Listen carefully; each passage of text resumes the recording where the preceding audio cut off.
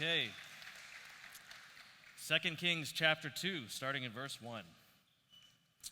When the Lord was about to take Elijah up to heaven in a whirlwind, so we've come to the end of Elijah's days on earth, and the Lord is about to take him back up to heaven in a whirlwind, Elijah and Elisha, his protege, his disciple, almost his spiritual son, were on their way from Gilgal. And Elijah said to Elisha, "Stay here, the Lord has sent me to Bethel." But Elisha said, "As surely as the Lord lives and as you live, I will not leave you." So they went down to Bethel together. Now the company of the prophets at Bethel came out to Elisha, and they asked, "Do you know that the Lord is going to take your master from you today?" I love Elisha's response. "Yes, I know," Elisha replied, "so be quiet." That's actually in the Bible right there. You can go read it for yourself. So then Elijah said to him, "Stay here, Elisha." This happens a second time. "Stay here now. The Lord has sent me to Jericho." But Elisha replied, "As surely as the Lord lives and as you live, I will not leave you." So they went to Jericho. Again, the company of the prophets at Jericho went up to Elisha and asked him, "Do you know that the Lord is going to take your master from you today?" "Yes, I know," he replied, "so be quiet." It's kind of like the prophets are almost acting like haters. It's like Elisha knows what he wants to do, he knows what he's supposed to do, and they're coming in, and they're giving him reasons why it's not a good idea. It's like, "Don't you know that Elijah's going to be taken from you today? Why are you still following him around?" And he says, "Yes, I know, so be quiet." And even Elijah himself is like, "You stay here, Elisha. The Lord has called me over here." But Elisha says, "No, I'm sticking with you." And then Elijah says again, "Okay, now you stay here. The Lord has called me over here." And Elisha says, "No, I will not leave you." And then it happens a third time.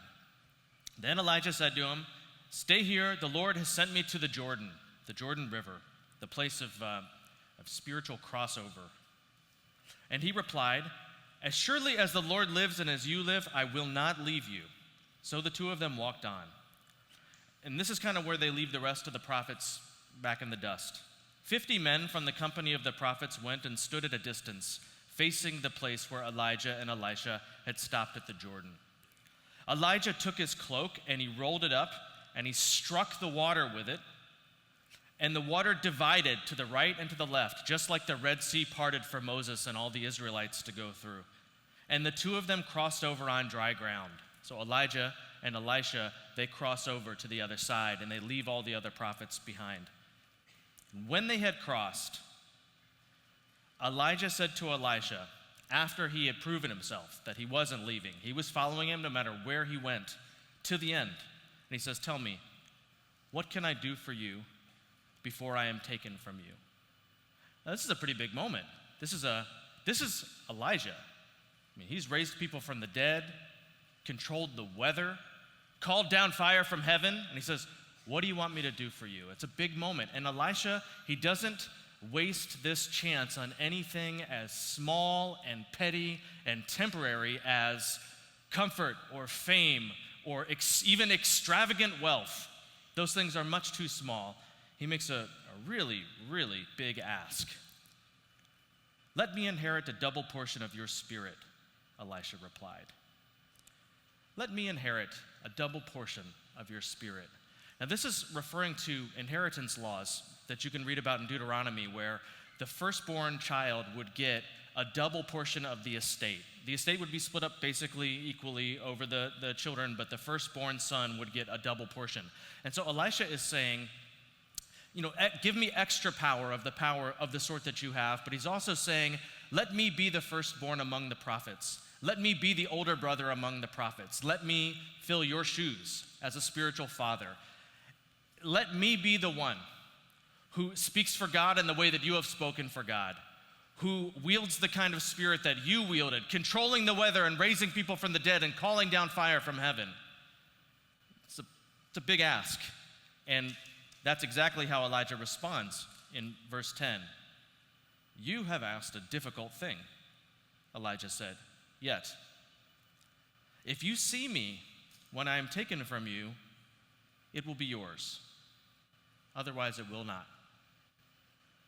If you see me when I'm taken from you. then yes, that will be you. If you watch, if you pay attention to the very end, as you have done thus far, refusing to leave my side, if you keep your eyes fixed on me to the very end, then yes, a double portion of the Spirit will be yours. It makes me wonder, what would happen if you started to pay attention like that? If you fixed your eyes on God and fixed your eyes on Jesus like that. Because here's the thing, God is at work, but we almost never notice it. Because most of the time, the kinds of things that God is doing, he's kind of a smooth operator. The things that don't seem miraculous to the people that aren't involved. But to the people who are involved, it's like life-changing. Now, he does do things like raise people from the dead and control the weather and call down fire from heaven. But he also does things like the oil that wouldn't run out and the flour that wouldn't run out. And he does things like Elisha goes on. One of the miracles that he does is he makes an axe head float in the water. And that's a miracle. Axe heads do not float. But I don't know about you, but if I was watching that, I might just be like, I know it's a trick, or I don't know, who cares, like that an axe head floats. But to the people that he performs that miracle, it wrecks them.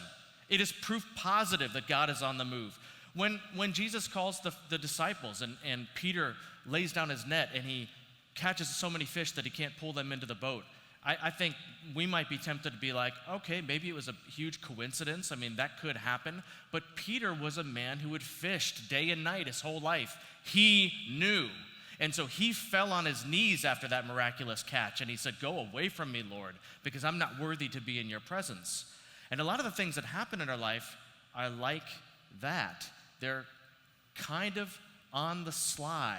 And if you're not paying attention, you don't see them. In fact, you're not even aware of things that you're not paying attention to. You don't even, in some cases, you can't even see things that you're not paying attention to. There's a really interesting science about all of this. So for example, right now, if I say, think about the way your socks feel on your feet right now. You can do that if you're wearing socks. If not, think about your flip-flops or your boat shoes or whatever. And suddenly you become aware, like, oh, I can feel my socks. And it's even a little bit annoying because you're like, I'd like to go back to not feeling my socks right now. But you normally don't feel your socks because the world is so vast and we're so small, you can't possibly take it all in. You have to have some kind of direction. And they've done some really interesting and in some cases hilarious experiments with this. There was this one guy who did these experiments in New York City where he would walk down crowded streets completely naked. And there's even some really funny photographs of him like crossing crosswalks like this, naked, with all these like high-power commuters walking to their jobs, and nobody notices him because they're on this mission to get from point A to point B, and it's like a little anomaly off to the side, and so you literally just don't even see it. There was this other experiment that they did where they had college students come into a room and they watched this video of like a group of kids tossing a basketball back and forth, and they told the students who were watching the video that you need to count how many times the ball gets tossed and caught before they fumble, before they drop it. And so the kids would sit there and they'd be like 1, 2, 3, 4, and they're really paying attention. That's what they're focused on because they really want to get the answer correct. Well, in the middle of the video, a guy comes out in a gorilla suit and stands right in the middle and dances and then goes off stage. And at the end of the experiment, they would ask people like, hey, did you notice the guy in the gorilla suit? And people literally did not see him. They would replay the video for people and point him out, and it's like, oh, hey, he just walked right out center stage, a guy in a gorilla suit dancing. But because their aim, their focus was on counting this basketball going back and forth, it's like you can't focus on every last little thing. The world is too big and we're too small. So whatever you choose as the object of your focus, as your aim, suddenly it's almost as if that's all you can see. You see things that will get you there and you see obstacles, but anything that isn't a help or an obstacle just kind of fades away into the background. And the thing about God is that the way that he so often works in our life, it's like a little anomaly. It's something that doesn't quite fit. Or if you have a different set of goals, if you think, as I so often think, that basically my life is about me, you literally won't even see the things that are happening all around you. And that would be a real shame, because God works in some pretty weird ways. So I'll give you an example from my own life. I became a believer when I was a young adult. I got baptized when I was 22. And some things happened before then. Now, the main bulk of my story, which I've shared before, is that I started reading the Bible for the first time by myself. And the Bible just wrecked me. And I've shared some about that story before. And that's the bulk of it. But there was all kinds of other little things that happened in my life. All kinds of people that prayed for me or answered questions or whatever. And here's one of those weird things that happened in my life. I came home to my dingy little apartment that was near the campus where I had dropped out of college. And there were these little baggies hanging from the doors of all the apartment doors. And I saw some of the kids from one of the apartments on the first floor were running down the hall, and they were taking chocolate bars out of these baggies that were hanging on the doors. And so they got like 100 chocolate bars because they went through the whole apartment building. And so I came to my door, and I opened up this little baggie, and inside there was a little, like, some literature about a church, a nearby church, and there was a VHS in there. Do you guys know what a VHS is? Yeah? Okay, all right, good, all right. I'll keep sharing this story 10 years from now. Maybe I'll get to a point where people are like, So it was a VHS of the Jesus video. Have you guys heard of this thing, the Jesus video? Has anyone seen the Jesus video? A couple of you? It's really weird. In a good way, it's really weird. So the Jesus video is this super strange, low-budget depiction of, I think it's the Gospel of Mark, or maybe it's Luke. I can't remember off the top of my hand. And they filmed it so that you don't normally see the actors' lips moving, so that they could dub it in every language in the world, and missionaries will use it in remote places. They'll go out and set up an inflatable movie screen and play the Jesus video for people. And it has had a mind-blowing impact on the world.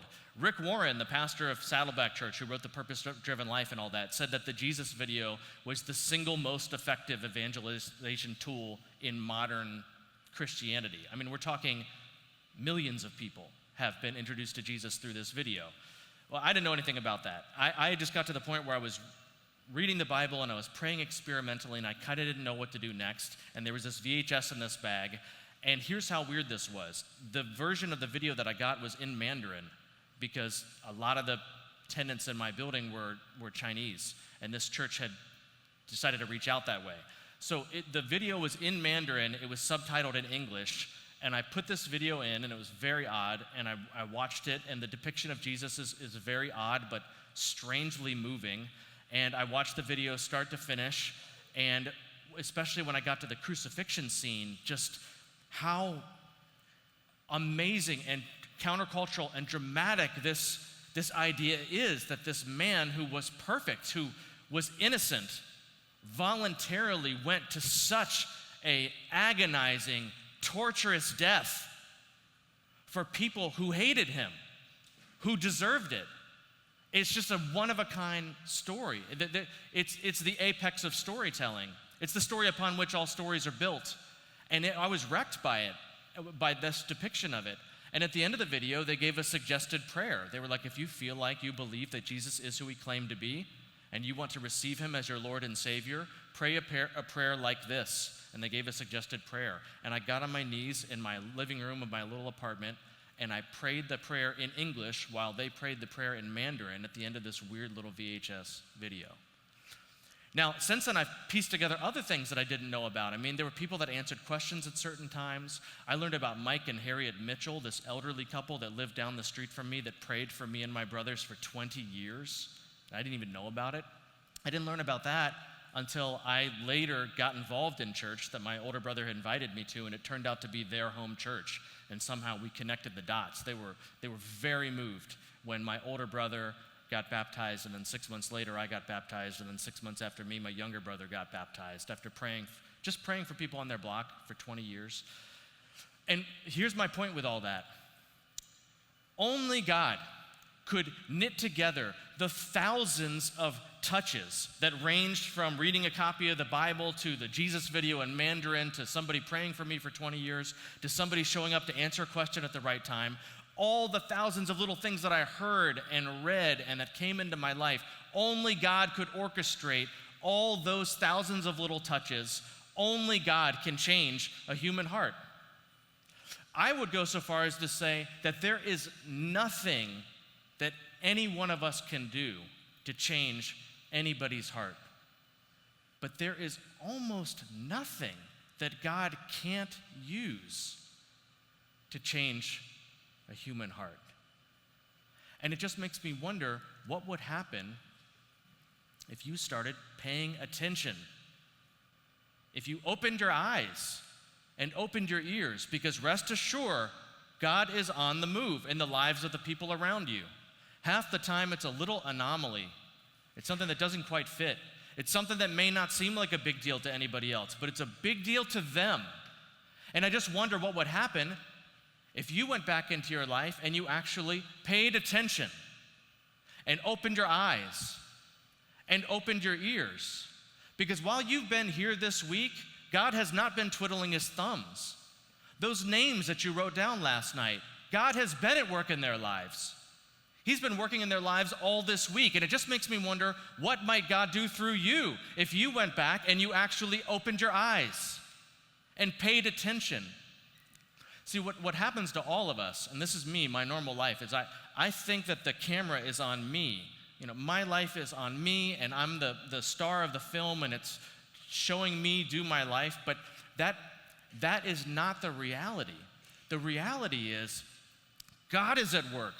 He's doing incredible things all around us. And if you'd switch the camera onto your shoulder and realize that I'm just an extra, I'm just the one watching where he's already at work and listening for the things that he's already doing and asking him what, if anything, there's I could do in what he's doing in the world.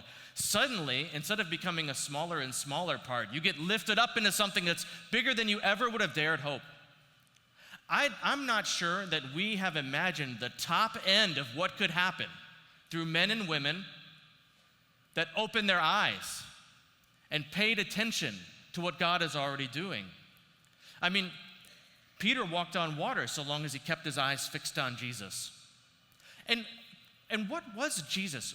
Who was Jesus? What was the nature of his impact? Well, on the one hand, you say, he was a handyman from the sticks. Not formally educated, not a celebrity pastor. He lived a relatively small life. There were big crowds, but they all left him. And when he died an ignoble death, there were not many people still sticking around.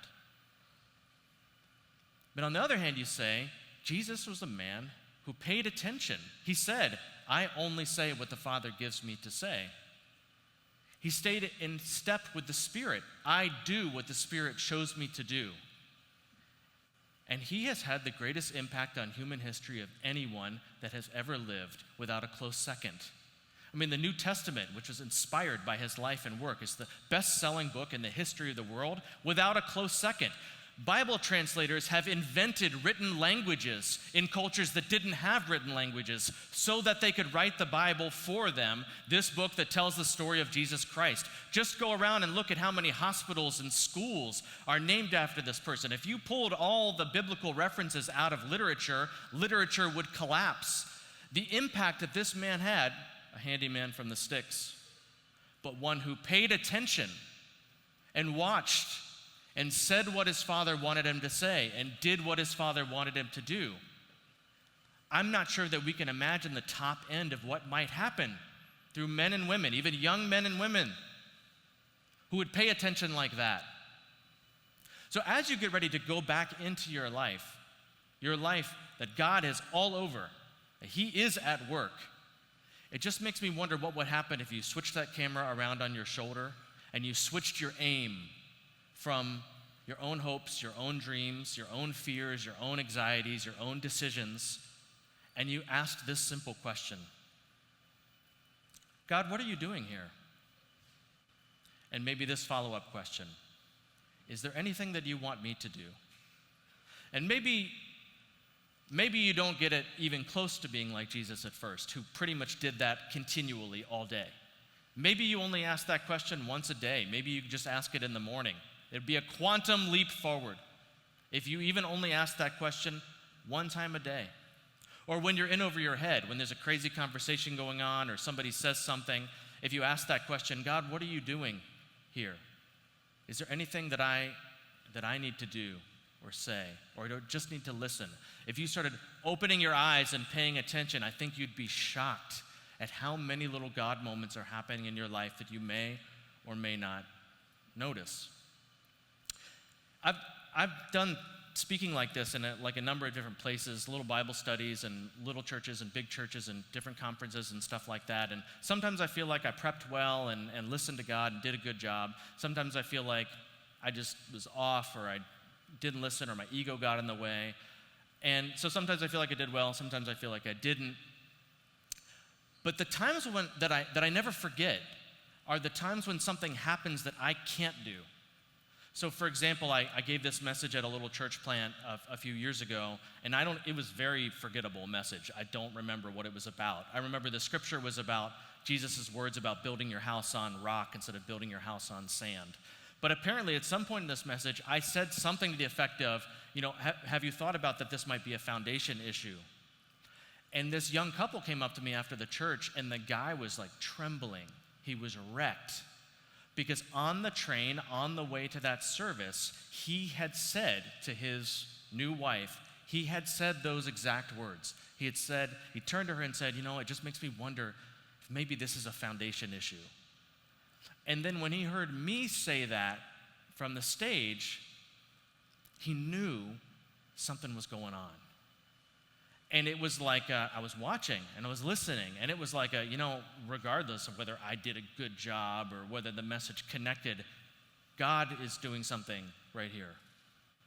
God has reached out, and I just asked, do you think that's a coincidence? And he kind of stopped. He's not a believer at this point in his life. And he kind of stopped. He's like, that can't be a coincidence. And I said, that can't be a coincidence that happened. And I just think that God is trying to make little things like that happen all around us all the time. And I just wonder what would happen if only there was somebody who could go back and live your life, but pay attention and open your eyes and open your ears and ask, God, what are you doing here? And is there anything that you want me to do? I just wonder what God might do. And I think there's only one way to find out. It's you. God is on the move. And I think that he'd really like to be on the move through you. I want to pray that he will.